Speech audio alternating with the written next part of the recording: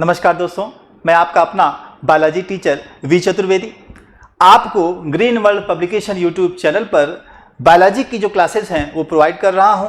दोस्तों, जैसा कि आप सभी जानते हैं, हम लोग पहला चैप्टर लाइफ प्रोसेसेस के बारे में स्टडी कर रहे थे, जिसमें कि राजीव क्वेश्चन बैंक के सॉल्यूशंस के हम देख रहे थे। जो इंपॉर्टेंट क्वेश्चंस हैं, सेलेक्टिव क्वेश्चन है, एग्जाम के पॉइंट ऑफ व्यू से इंपॉर्टेंट है दोस्तों, उनको हमने आपके प्लेटफॉर्म पे सेलेक्ट कर रखा है, उसे आपको प्रोवाइड कर रहे हैं। आगे बढ़ें उससे पहले दोस्तों आपसे एक छोटी सी रिक्वेस्ट कि अगर आप चैनल पे प्रथम बार हैं तो चैनल को क्या करें, लाइक करें, शेयर करें, सब्सक्राइब करें। अब बेल आइकन भी दबाना ना भूलें दोस्तों, जिससे जो भी वीडियोस हैं वो आपको यथाशीघ्र मिलती रहें। यहाँ देखते हैं दोस्तों कौन सा पोर्शन क्या कह रहा है लॉन्ग क्वेश्चंस में। तो देखिए दोस्तों, अब तक लॉन्ग क्वेश्चन का एक भी नहीं हमने कराया था। अब ये पहला क्वेश्चन होगा जो कि 6 नंबर का आपसे पूछा जाता है। लॉन्ग क्वेश्चन में पहला क्वेश्चन जो हमने सिलेक्ट किया है मेरे दोस्तों वो क्या है आपके सामने, थोड़ा सा देखिए क्या कह रहा है। स्वच्छ नामांकित चित्र की सहायता से मानव पाचन तंत्र का क्या करिए, वर्णन कीजिए। पहला प्रश्न लॉन्ग का। अब मनुष्य की जो डाइजेस्टिव सिस्टम है उसके बारे में आपको डिस्क्राइब करना है। और मेरे दोस्तों याद रखिएगा, जो यह पाचन तंत्र है मनुष्य के शरीर का बहुत महत्वपूर्ण हिस्सा है। हालांकि हर एक हिस्सा इंपॉर्टेंट होता है मेरे दोस्तों, लेकिन यह इतना इंपॉर्टेंट है कि एक दिन भोजन ना मिले तो आपकी बैटरी डिस्चार्ज हो जाएगी। ठीक है, तो इस तरह से यही क्या है, आपका एनर्जी सोर्स है मेरे दोस्तों। आगे बढ़ते हैं, इसमें देखते हैं क्या हो रहा है। मानव पाचन तंत्र में आहार नाल तथा अनेक पाचक ग्रंथियां सम्मिलित होती हैं। दो भाग हैं, एक तो आहार नाल है मेरे दोस्तों, दूसरा क्या है, पाचक ग्रंथियां हैं। बहुत लोग एग्जाम में जब लिखते हैं तो आहार नाल के बारे में तो ढेर सारा लिख देते हैं और पाचक ग्रंथियों को भूल जाते हैं, नंबर कम हो जाते हैं, फिर सोचते हैं कि हमने क्या गलती कर दी। याद रखेंगे, दोनों पोर्शन को कंसीडर करना है। अगर ऐसा प्रश्न पूछा जाए तो बात करेंगे मनुष्य के आहार नाल की, जिसे आप एलिमेंट्री कैनाल का नाम देते हैं। हमने आपको समझाया था कि मुख वाले पोर्शन से नीचे की तरफ एनस तक, जिन्हें आप गुदा कहते हैं, वहां तक एक tube like structure move out करता है, जो कि मनुष्य में पाचन तंत्र का एक हिस्सा बनाता है, जिसमें कि भोजन का पार्ट पोर्शन हम यूज करते हैं, ले जाते हैं, और वह पच करके कुछ एनर्जी के रूप में हमें वह एब्जॉर्ब करके दे देता है इंटेस्टाइन के थ्रू, और वही हमारे शरीर की एनर्जी का क्या है, सोर्स होता है। तो आहार नाल की बात करें, देखिए क्या कहा है, यह मुख से गुदा तक फैली हुई 8 से 10 मीटर लंबी खोखली अत्यधिक कुंडलित नलिका होती है। इसे निम्नलिखित भागों में बांटते हैं। कौन सा? पहला मुख ग्रासन गुहिका, मुख वाला पोर्शन, ग्रासन नाल या ग्रास नाल, आमाशय, छोटी आंत तथा मेरे दोस्तों बड़ी आंत, ये 5 पोर्शन बनाया गया है। इसमें छोटी आंत आहार नाल का सबसे उपयोगी भाग है, क्योंकि यही भोजन का क्या है, मैक्सिमम एब्जॉर्प्शन और पाचन जिसे कहते हैं डाइजेशन होता है। आगे बढ़े, मुख ग्रासन गुहिका में जब आप देखेंगे दोस्तों बक्कोफेरेंजियल कैविटी, इसमें क्या है, यह ऊपरी अचल तथा निचले चल जबड़े के मध्य स्थित होती है। आप जानते हैं ऊपर वाला जो जबड़े वाला हिस्सा है दोस्तों, ये वाला पोर्शन वो फिक्स है, नीचे वाला जो है वो मूव करता रहता है, मूवेबल है। उसी को यह जो न चले उसको अचल, और जो चल रहा है उसको चल कहते हैं। चल अचल आपने मैथ में भी पढ़ा होगा, चर अचल, है ना। तो चल अचल से यहां समझिएगा। आगे देखिए, इसका पश्च भाग ग्रसनी कहलाता है। ग्रसनी निगल द्वार या ग्रास नाल में एक कंठ द्वार द्वारा श्वास नाल या ट्रैकिया में खुलती है। यानी मुख से जब आप आगे बढ़ेंगे तो यहाँ जो कंठ जैसा स्ट्रक्चर है, वहीं देखिए कंठ द्वार द्वारा श्वास नली में खुलती है यानी यहाँ एक छोटा सा कंबाइन पोर्शन है जहाँ भोजन और सांस दोनों एक साथ जाती है। अगर भोजन जाएगा तो सांस रुकी रहेगी, सांस जाएगी तो भोजन रुका रहेगा। आपने इसका अनुभव किया होगा। जबड़े के दंत युक्त होते हैं। दांत भोजन को काटने एवं चबाने में सहायता करते हैं। मुखग्रासन गुहिका के मध्य स्थित जीभ भोजन में लार को मिलाने तथा भोजन को निगलने में सहायता करती है। जीभ पर स्थित स्वाद कलिकाएं भोजन के स्वाद का ज्ञान कराती हैं। तो अब देखिए, मुख में ज्यों ही भोजन गया, लार ग्रंथियां एक्टिव होकर के सलाइवा देना शुरू कर देती हैं और हमारे जीभ वाले पोर्शन पे दोस्तों टेस्ट बड होती हैं, है ना, जो कि क्या करती हैं, स्वाद देती हैं। यानी अगर हम भोजन को जीभ पर ना ले जाए, डायरेक्ट बॉडी के अंदर में प्रवेश कराएं, तो हमें कोई स्वाद नहीं मिलेगा। और स्वाद से हमारा फ़ायदा क्या है? स्वाद से बस इतना ही फ़ायदा है मेरे दोस्तों कि अच्छा टेस्ट, यानी ज़्यादा अच्छा सिक्रीशन किसका? पाचक एंजाइम्स का, जिससे आपका भोजन अच्छे से पचे। यही कारण होता है खाते वक्त बात करना, खाते वक्त टीवी देखना, खाते वक्त पेपर किताब कॉपी पढ़ना, ये आपको मना किया जाता है। खाते वक्त कहा जाता है आपका पूरा ध्यान कहाँ होना चाहिए? खाने पे, जिससे अच्छा सिक्रीशन एंजाइम्स का हो और भोजन अच्छे से पचे। उम्मीद हो ये बात समझ में आ रही होगी।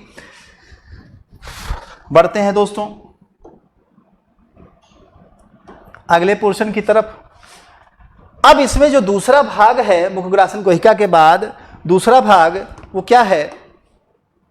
उसमें बताया गया है ग्रासनाद ओइसोफेगस। ओइसोफेगस क्या है? यह 25 सेंटीमीटर लंबी सकरी नलिका होती है जो गर्दन तथा वक्ष के भाग से होती हुई उदर गुहा में पहुंचकर आमाशय में खुलती है। ग्रासतली मोटी तथा पेशी होती है। इसमें भोजन सुगमता से निगला जा सकता है। तो आप ध्यान रखिएगा, इस पोर्शन से होती हुई जाकर के फूड पाइप के रूप में आगे बढ़ जाती है। यानी ओइसोफेगस को ही हम भोजन वाली पाइप या फूड पाइप के नाम से भी जानते हैं। यह क्या करती है? श्वास नाली के जस्ट बगल में आप देखेंगे निकल करके भोजन वाले हिस्से को पेट तक ले जाने का काम करती है। जैसा कि उन्होंने कहा, गर्दन से वक्ष तक जाती है और यह आमाशय में भोजन को पहुंचा देती है, वहाँ खुलती है। इसकी जो दीवार है वो मोटी है और पेशी युक्त है। अब हम बात करें दोस्तों सबसे इंपॉर्टेंट स्टमक या पेट वाले हिस्से की। डायाफ्राम के ठीक पीछे उदर गुहा में बाईं ओर स्थित होता है। डायाफ्राम आप जानते हैं लंग्स के ठीक नीचे होता है।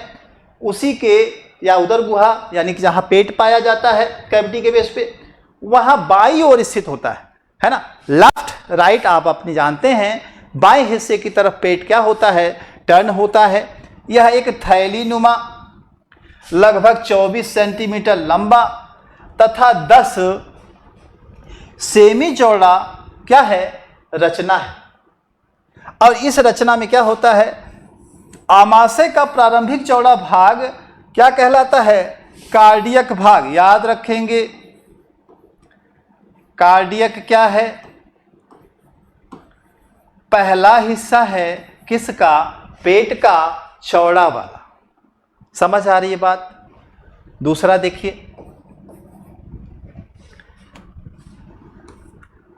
अंतिम सकरा भाग पाइलोरिक भाग कहलाता है। जो लास्ट पोर्शन बनाता है ना, उसे क्या कहते हैं? उसे दोस्तों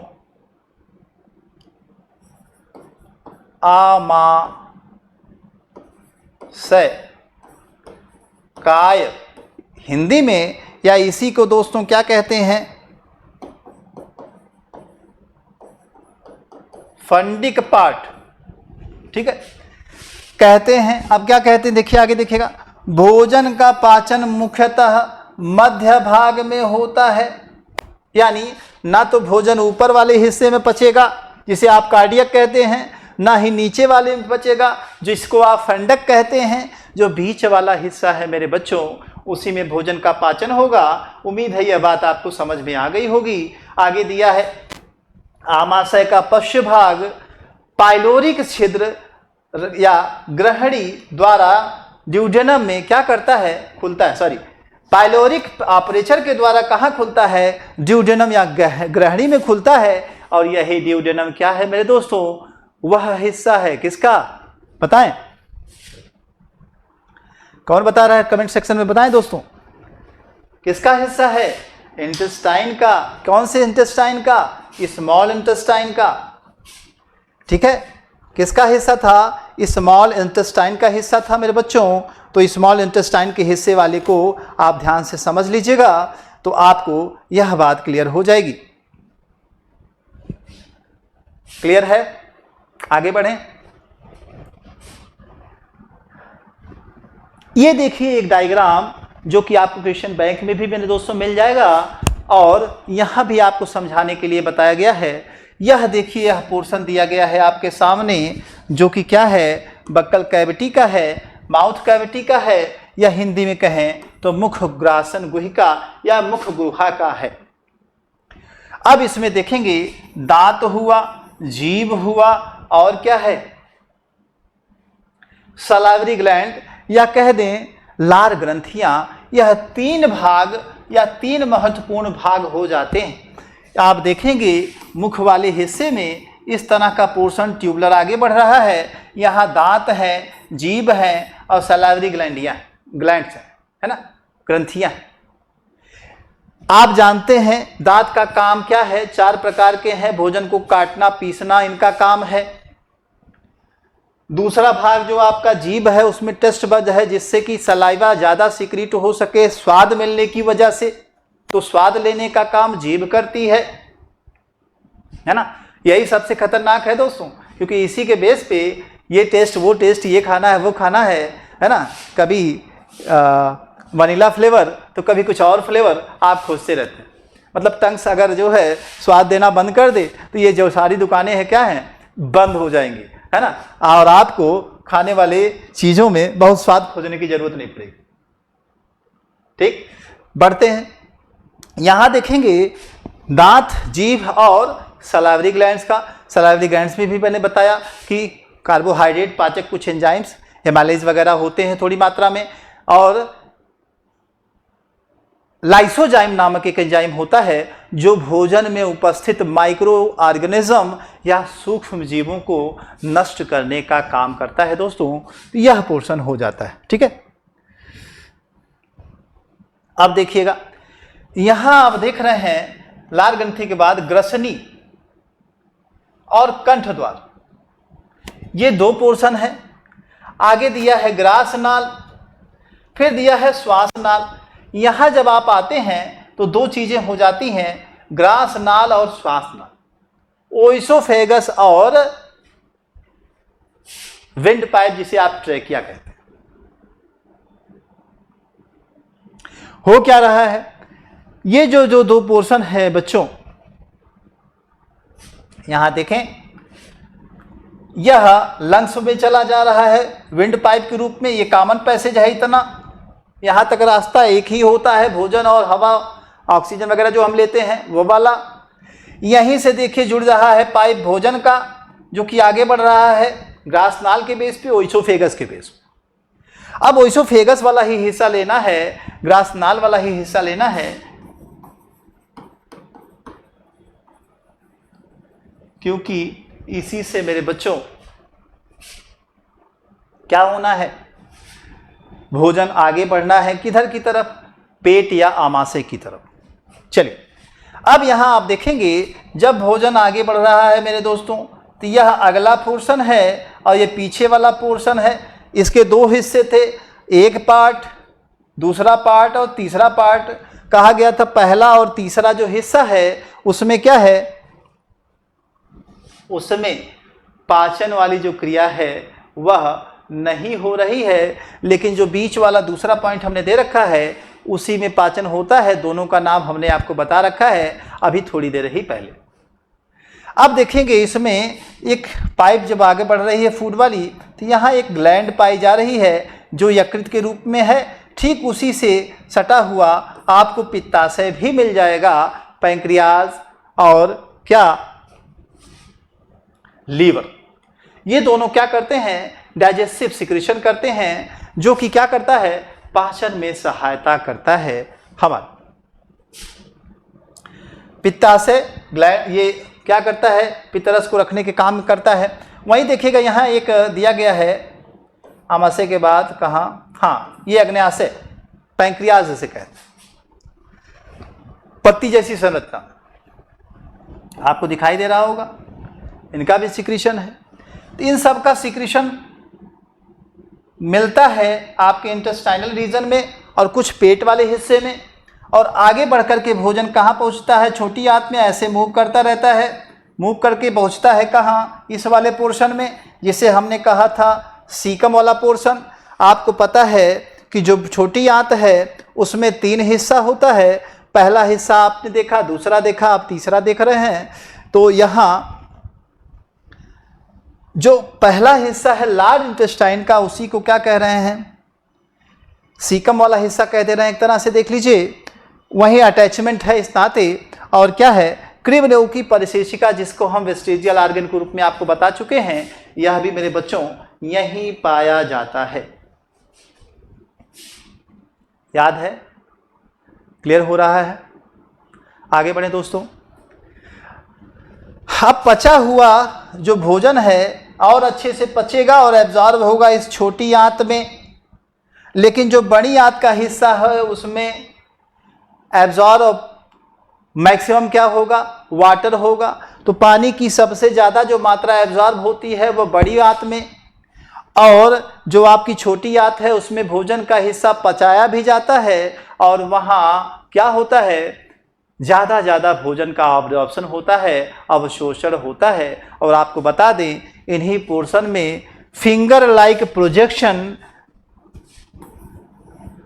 अंगुली के समान संरचनाएं पाई जाती हैं, जिनका नाम देते हैं विलाई। मेरे दोस्तों ये देख लीजिएगा, विलाई वाला पोर्शन है, और यही जो विलाई वाला पोर्शन है यह पाचन की जो सतह है उसको दोस्तों 600 गुना बढ़ा देता है। आपसे पूछा गया है कि इसकी जो फोल्डिंग है, फिंगर लाइक प्रोजेक्शन है, उसका क्या काम है, तो यह पाचक की जो सतह, अब्जॉर्प्शन की जो सतह है उसे 600 गुना बढ़ा देता है, यानी ज़्यादा तेज़ी से एब्जॉर्प्शन की क्षमता आपके इंटेस्टाइनल पोर्शन में इसी वजह से पाई जाएगी, और यह भोजन को क्रश करके जल्दी से जल्दी एब्जॉर्ब करने का काम करते हैं। कौन? विलाई। ये कुछ इकट्ठा पोर्शन आपको डायग्राम के रूप में मेरे दोस्तों है।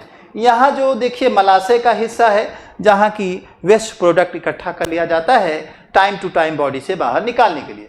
बढ़ते हैं दोस्तों, आप देखिए अलग अलग पोर्शन में आपको यहां खुद ही समझा दिया है, इसे देख लीजिए। आमाशय की जो मोटी दीवार मोटी होती है, पेशी होती है, ग्रंथिल होती है।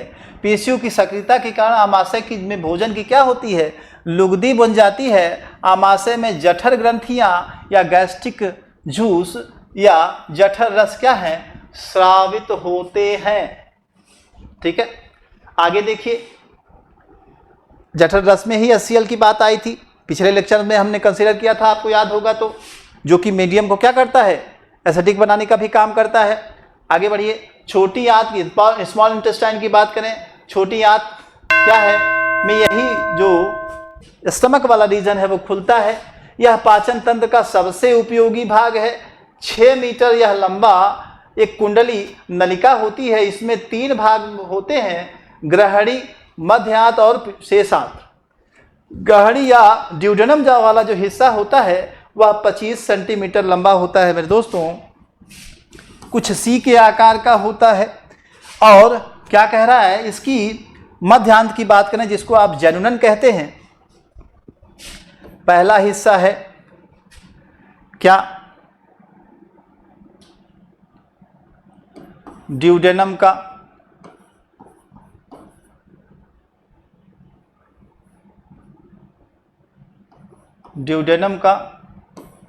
और यह सी आकार का होता है जैसा आपसे कहा गया।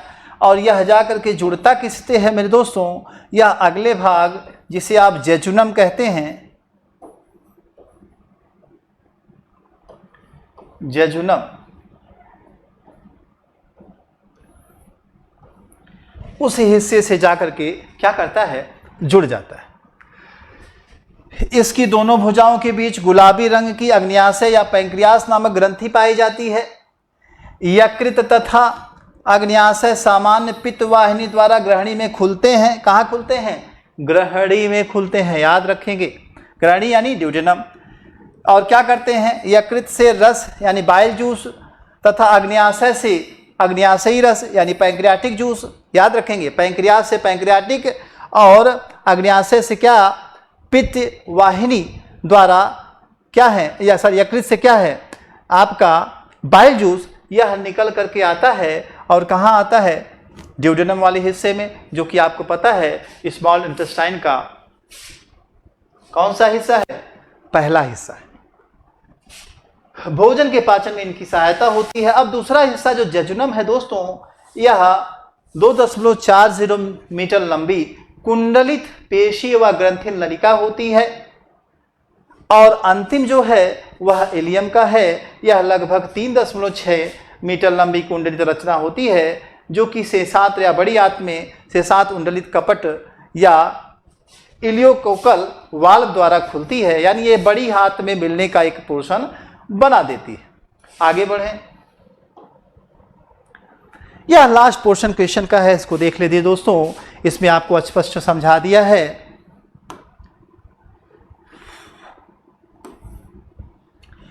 बड़ी आंत लार्ज इंटेस्टाइन भी क्या है, छोटी आंत से कम लंबाई की होती है, चौड़ाई अधिक होती है, या लगभग 1.5 से 1.8 मीटर लंबी होती है। और चौड़ी की बात करें तो 6 सेंटीमीटर ये क्या है, चौड़ी में है, चौड़ाई में है, याद रखेंगे। चौड़ाई इसकी ज़्यादा है। इसके तीन भाग हैं, सीकम, कोलन और मलाशय। मैंने जैसा कि बताया था आपको, तीनों के नाम और थोड़ी बहुत उसकी संबंधित बातें इसमें बताई गई हैं। सीकम या अंधांत्र जो नाम दिया जाता है, यह चौड़ी थैलीनुमा संरचना होती है। सीकम के अंतिम भाग में सकरी नलिका के रूप में कृमि रूपी वर्मी फार्म अपेंडिक्स होता है। इसकी चर्चा हमने आपसे कहा था। और यह क्या है, अवशेषी अंग के रूप में जीवों में पाई जाती हैं, या कह दें मनुष्य में पाई जाती है। पहले फंक्शनल थी, अब फंक्शनल नहीं है, अवशेषी है। बृहद आंत या कोलन जो है, यह छोटी आंत के चारों ओर यू के आकार की संरचना बनाती है। आपने देखा था कि इस तरह का पोर्शन एक पाया जा रहा था, है ना, जिसमें छोटी आंत ऐसे मूव की हुई थी, है ना। बड़ी आंत किनारे किनारे थी, यू आकार का एक स्ट्रक्चर बन जाता है। यही क्या है, कोलन वाला हिस्सा है। रेक्टम या मलाशय की बात करें तो यह 12 सेंटीमीटर लंबा भाग होता है। इसका अंतिम सिरा गुदा या एनस द्वारा शरीर से बाहर खुलता है। तो यह पोर्शन था आपके पाचक सिस्टम का, डाइजेस्टिव सिस्टम का। इसको अच्छे से देख लीजिएगा, कोई दिक्कत होगी बच्चों तो पूछेगा। आपके लेवल की चीज़ें इसमें आपको बताई जा रही हैं, और आगे आप जाएंगे तो आगे की जानकारी भी आपको मिलेगी। पढ़ते हैं अगले प्रश्न की तरफ। अच्छा हाँ, एक चीज़ तो भूल रहे थे, क्या, सलाइवरी ग्लैंड्स। इसको देख लीजिएगा, कौन कौन सी ग्लैंड्स यहाँ होती हैं, डाइजेस्टिव ग्लैंड्स, आहार संबंधित पाचक ग्रंथियाँ। इसमें देख लीजिए, ग्रंथियों की अगर हम बात करें तो लार ग्रंथियां, सलाइवरी ग्लैंड्स, पाचन तंत्र में 3 जोड़ी लार ग्रंथियां हैं, मुख गुहा में खुलती हैं। ये स्वाद या लार के बेसिस पे हम जानते हैं। लार जल में वैद्युत अपघट्य, टायलिन तथा लाइसोजाइम जैसे एंजाइम क्या करते हैं, सिक्रेशन के बेस पे इसमें पाए जाते हैं। और यही क्या करते हैं, भोजन को पचाने में हमारी हेल्प करते हैं। तो स्टार्च का पाचन सलाइवरी एमाइलेज से माल्टोज में होता है। पूछा गया है 1-2 बार, इसको अपने दिमाग में आप फिट कर लीजिए। अग्न्याशय या पैंक्रियाज की बात करें तो यह महत्वपूर्ण पाचक ग्रंथि है, जो कि ग्रहणी के लूप में मध्य स्थित होती है। अग्न्याशय जो रस है, इसका श्रावण करती है। ग्रहणी तक सामान्य पित्त वाहिनी द्वारा यह रस पहुंचता है और एंजाइम को क्या करता है, क्षारीय माध्यम में कार्य करने की व्यवस्था प्रदान करता है। यानी एंजाइम को क्षारीय माध्यम देने का काम अग्न्याशयी रस के द्वारा किया जाता है। अब लीवर की बात करें, बहुत इंपॉर्टेंट है। जिसका लीवर कमज़ोर हो जाए, वीक हो जाए, उसमें डाइजेशन या पाचन पूरी तरह से क्या होता है, अव्यवस्थित हो जाता है। इसमें देखिए यकृत की सबसे बड़ी पाचक ग्रंथि है जो पित्त रस द्वारा निर्मित करती है। पित्त रस सामान्य पित्तवाहिनी द्वारा ग्रहणी में पहुंचता है। पित्त रस का पीला रंग क्षारीय द्रव होता है जिसमें कोई भी एंजाइम नहीं होता, याद रखेंगे। पित्त रस या लीवर में क्षारीय जो एंजाइम पीले रंग का है, क्षारीय जो पदार्थ है उसमें कोई एंजाइम नहीं पाया जाता है। और कार्य पूछा जाता है कि लीवर में कोई एंजाइम्स जो सीक्रेट हो रहा है उसमें कोई एंजाइम्स है, तो कोई एंजाइम्स नहीं है, याद रखिएगा। या ग्रहणी में अल्प पाचित भोजन का मध्यम क्षारीय बनाता है। क्षारीय माध्यम बनाने का काम कौन करता है, यकृत द्वारा सीक्रेट किया हुआ पित्त रस।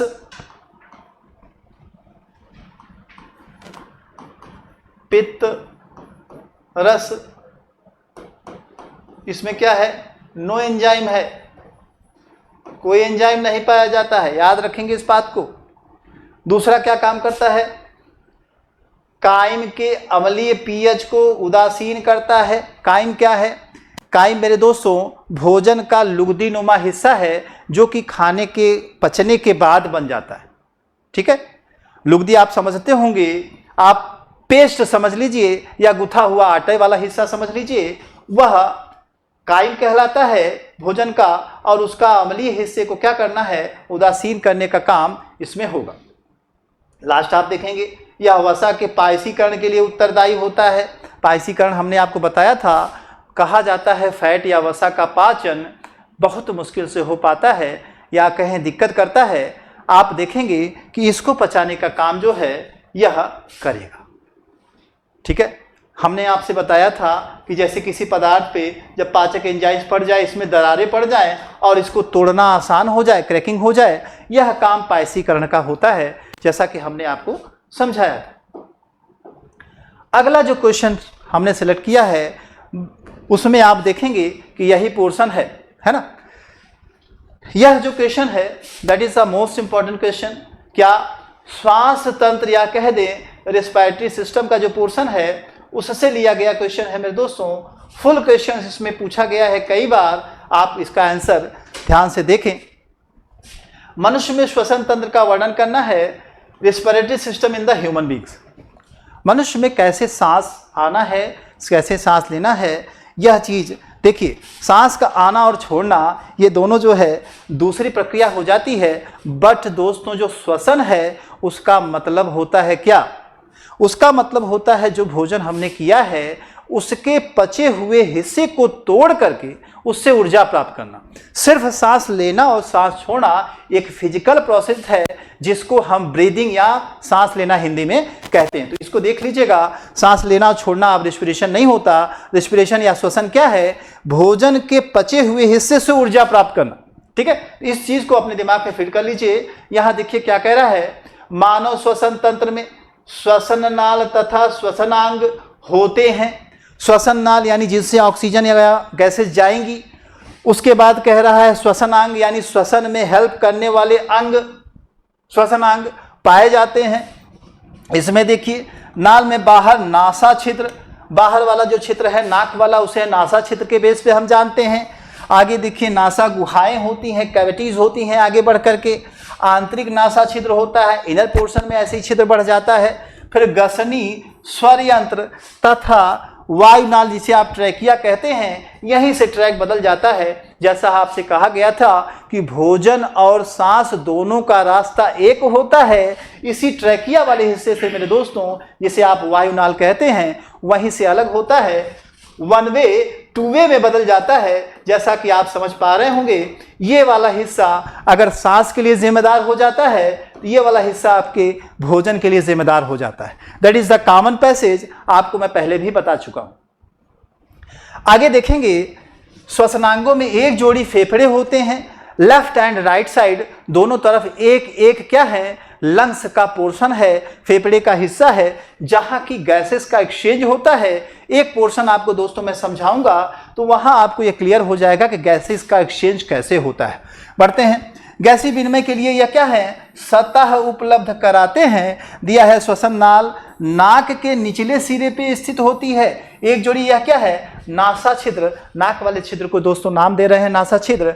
आगे क्या कह रहा है, नासा छिद्र एक जोड़ी नासा गुहाओं में खुलते हुए वायु नासा छिद्रों से प्रवेश कर नासा गुहाओं में प्रवेश करती है। नासा गुहाएं मुख गुहा और यह कठोर अस्थिर तालु से, तालु वाला हिस्सा आप जानते हैं नीचे जहां टंग से जस्ट अपोजिट अपर साइड में क्या होता है, तालु वाला हिस्सा होता है, कठोर अस्थिर तालु से पृथक रहती है। उसी से दो पोर्शन हो जाता है, मतलब तालु वाले हिस्से के अपर पोर्शन में सांस वाला रास्ता है, तालु के जस्ट नीचे वाले हिस्से में आपके भोजन की जो मुख गुहा जिसे आप कहते हैं बकल कैविटी, उसका रास्ता है मेरे दोस्तों।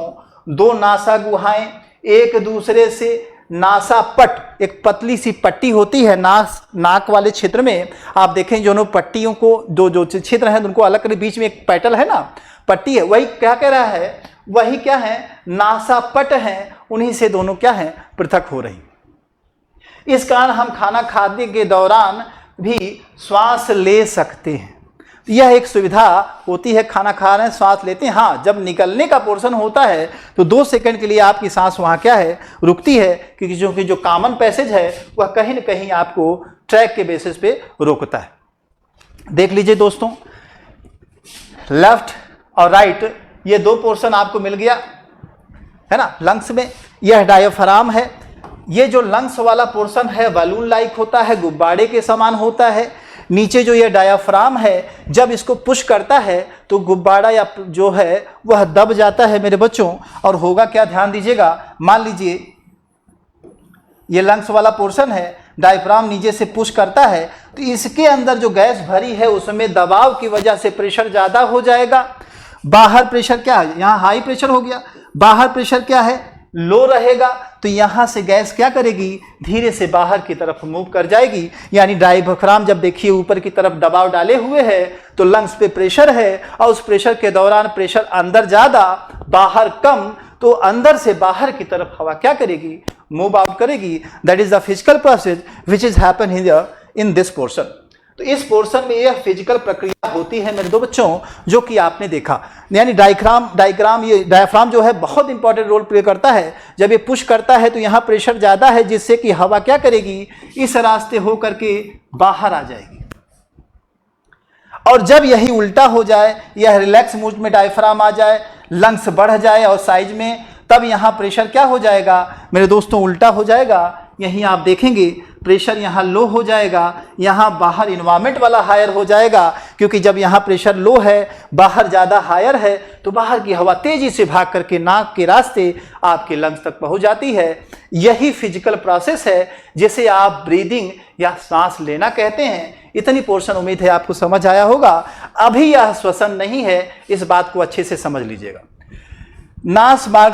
नासा मार्ग सूक्ष्म रोमों तथा श्लेष्म में और इधर आप जानते हैं नाक वाले हिस्से में श्लेष्मा होती है, साथ ही साथ आप देखते हैं रोएं भी पाए जाते हैं। नेचर ने एक ऐसा सिस्टम बना रखा है कि धूल के कण या उस तरह की चीज़ें जब अचानक हवा के साथ आपके बॉडी में इंटर करें तो यह जो हेयर हैं, बाल जैसी संरचनाएं बनी हैं नाक में, वो उनको रोक दें डस्ट पार्टिकल को, और वहीं आपके सलाइवा से चिपका करके बॉडी से बाहर निकाल दें और शुद्ध हवा को क्या करें, बॉडी के अंदर प्रवेश कराएं।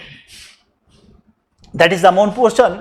यहाँ देखिएगा दिया है, वायु में उपस्थित धूल कण तथा अन्य अशुद्धियाँ इन्हीं रोमों में श्लेष्म में फंस रह जाती हैं। स्वच्छ वायु फेफड़े में प्रवेश करे जाती है।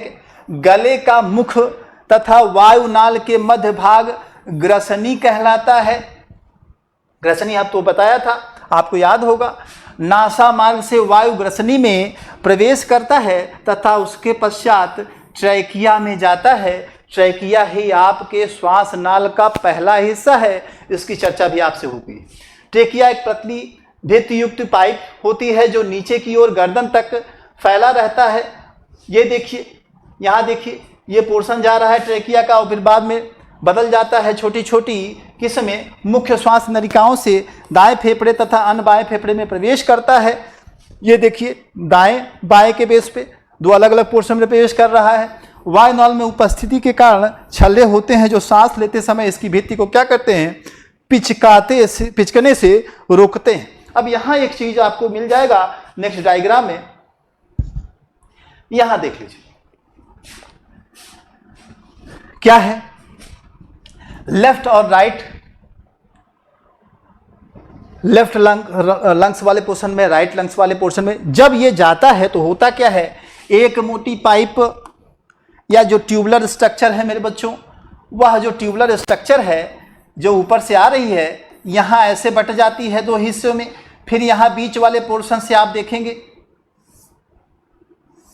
यहां से ऐसा हो जाता है, फिर यह दो हिस्से में बच जाता है, यह फिर दो हिस्से में बढ़ जाएगा, यहाँ भी ऐसा बनेगा, फिर दो हिस्से, ऐसे पतला होता ये चला जाता है। और एक कंडीशन ऐसी आती है कि सबसे पतला ये जो संरचना है, छोटी छोटी वायु कोष्ठक जिसे कह सकते हैं, या यहाँ आप देखिए वायु कोश कहा गया है, वह बन जाता है। सारा कमाल, सारी जो जिम्मेदारियां हैं वो इन्हीं की हैं। थोड़ा सा देखते हैं, यह प्राथमिक श्वास नाल है, यह फिर से देखिए दो ट्यूब में बदला, फिर देखिए ये बदलता चला जा रहा है और सबसे आगे जाके श्वासिकाएं, फिर कोपिकाएं, ये नाम दिया गया है पोर्शन में, और सबसे लास्ट में दोस्तों आपको वायुकोश मिलेगा। अब थोड़ा सा वायुकोश को समझते हैं कि कैसे वायुकोश वर्क करता है, ध्यान दीजिएगा। ये वायुकोष्ठक को हमने एक तरह से बाहर निकाल दिया। आप ध्यान दीजिएगा, इसके चारों तरफ आर्टरी और वेन्स फैली होती हैं, यानी धमनी और शिरा की जो पतली कैपिलरीज हैं, नलियां हैं, वो फैली होती हैं। मान लीजिए डीऑक्सीजनेटेड ब्लड यानी अशुद्ध ब्लड यहां आया, अशुद्ध रक्त यहां आया। अब हो क्या रहा है, वो ये रहा है मेरे बच्चों कि यहां ब्लड के अशुद्ध के बेसिस पे, और यहां देखेंगे शुद्ध के बेसिस पे, शुद्ध। तो जब शुद्ध वाला आ रहा है वेन या कहते हैं कैपिलरी आई है, तो यहां से ऑक्सीजन क्या करेगा, यहां मूव आउट करेगा, ठीक है। क्यों? क्योंकि यहां ऑक्सीजन का अंदर ऑक्सीजन का कंसंट्रेशन क्या होगा, लो होगा, यहां ऑक्सीजन का कंसंट्रेशन क्या होगा, हाई होगा। तो हमेशा हाई से लो की तरफ मूव करेगा। तो ऑक्सीजन क्या है, शुद्ध वाले रक्त से आ गई कहां, एवलाई में, इस वाले हिस्से में मेरे बच्चों।